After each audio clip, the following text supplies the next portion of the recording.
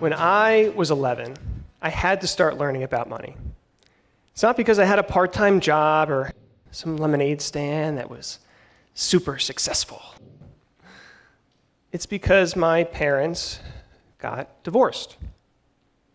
It's the one situation that divides your income, yet multiplies your expenses. Which is why it just so happens to be surprisingly effective at teaching you about money. I can still remember my mom budgeting at the kitchen table and just thinking, wow, she looks miserable. You too, you've probably pushed yourself to budget before, even though it's one of those things no one likes, maybe even hates. Which is why it's so much fun to tell you all that you can stop budgeting. Isn't that great? It's just a huge relief. Whew. We all want financial security. Yet despite all the budgeting and doing the right thing, few actually achieve it. A Prudential study in 2024 found that only 1 in 5 workers nearing retirement were financially on track, with median savings of just $50,000. And it's not because they downloaded the wrong budgeting app, they didn't color code enough of their charts. It's because they don't have enough saved. The truth of it is, we do get stressed about our money, right? It feels like everyone around us is somehow doing better than we are. We say to ourselves, we must be doing something wrong. We must just need to get better with our money. So we download one of those dozens of budgeting apps, and we spend hours color coding and categorizing, hoping to feel more in control. This seemingly logical solution is actually where the problem begins. I am a certified financial planner, author, and owner of a wealth management firm, and what I really feel like I was put here in life to do, is help people create sustainable approaches to their money.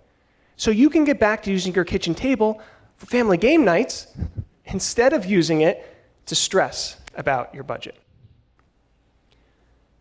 When I was just an intern at my firm, I was so enthralled by what I was learning that I pleaded with my mom, "Mom, please, please come in for an appointment."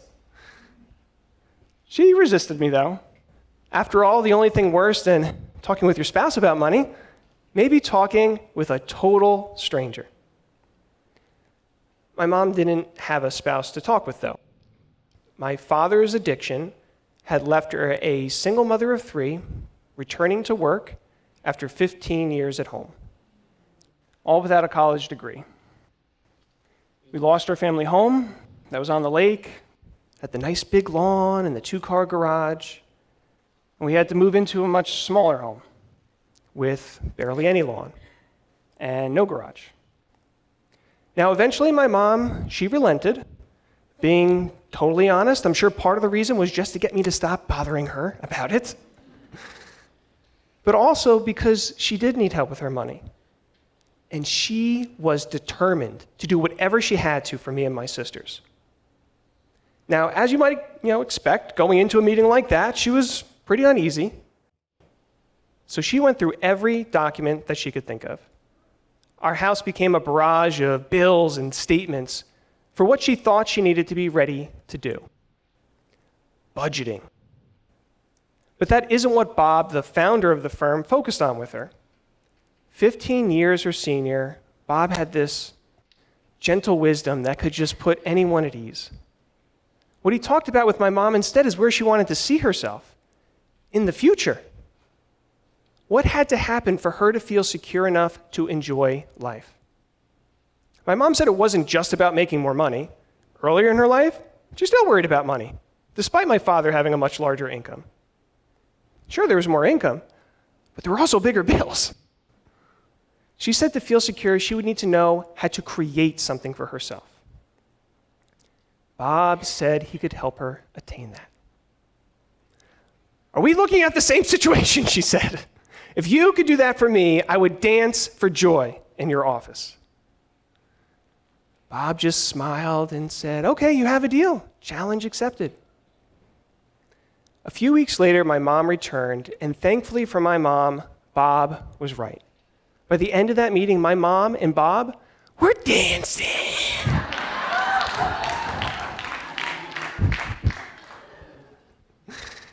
I want to help as many people as I can dance for joy, just like my mom. Obviously, though, with much better dance moves than I happen to have. What Bob did for my mom, it was simple. He flipped her equation, and with it, her mindset. You go from income minus spending equals saving to income minus saving equals spending. You save first. Then you get to spend the rest however you want, completely guilt-free. While budgeting, it's about restriction, right? What we can't do. Saving, it's about growth, what we can do. My mom said to feel secure, she would need to know how to create something for herself. That's what saving does. Flip your equation and you get to flip your future. Budgeting doesn't create wealth. It organizes your expenses. You don't find out that produce is the largest section of your grocery bill and then get wealthy by highlighting it in your budgeting app. Saving is what builds wealth. More specifically, automating your savings. If you save 10% of your income every single month, whether you earn $1,000 a month or $10,000 a month, you will be ahead of the vast majority of people. And that bar, it's really low. Bankrate's 2025 Annual Emergency Savings Report found that less than half of people had savings to cover just 3 months of expenses. Take a 25-year-old earning $50,000. They save their 10% every month, they get 3% raises each year, and their money grows at 8%. At 65, they'd have $2 million. No budget apps required. And yet, many of the families I work with, they insist they can't find that 10%. Ironically, it's the income earners that are the highest that struggle the most with it. A doctor once told me when he earned $100,000, couldn't save anything. Then he earned $200,000, still couldn't save anything. Now he was at $700,000 and he still couldn't find money to save. So it's not just about income. It's about flipping our equation so that our spending happens after our saving. My mom is never going to earn $700,000, but she flipped her equation and she went from a negative net worth to now being positively on track. Here with us today at age 67, all she has to worry about now is spoiling her grandkids, which she can afford to do. If life happened tomorrow, a sick kid, a pay cut, some new tax, and your income went down by 10%, you would figure it out, right?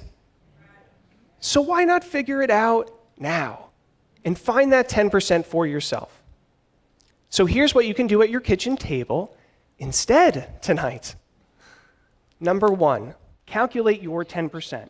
Even if you don't think you could reach it today, that's okay. What would have to happen, though, for you to be able to do it? Number 2, as you probably guessed by now, delete your budgeting app. Force yourself to take that new approach. At a minimum, reframe it as a tool for saving, not for budgeting. How quickly can you find 10% for yourself?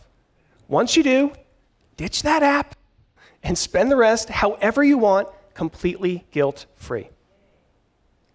Income minus saving equals spending. Flip your equation today, and you get to flip your future for tomorrow. Then, like me and my mom, dance!